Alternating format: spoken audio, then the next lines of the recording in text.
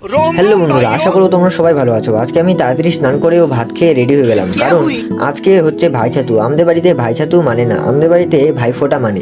তো আজকে আমি যাচ্ছি বাবার সাথে ছোট পিসির বাড়ি। আমাদের ছোট পিসির বাড়ি অনেক দূরে। আমি তোমাদের দেখাচ্ছি কোথায় কোথায় থেকে গাড়িতে উঠে যাইতে হয়। সব থেকে প্রথমে দেবীগঞ্জ থেকে মেডিকেল মোড়ে নামলাম।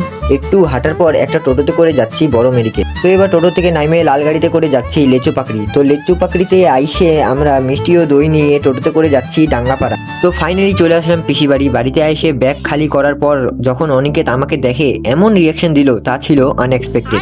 এই যে দেব, অনিকেতের দাদা, পিসি সবকিছু রেডি করতেছে। তো ফাইনালি ভাইচাতুর প্রোগ্রেস শুরু হয়ে গেল।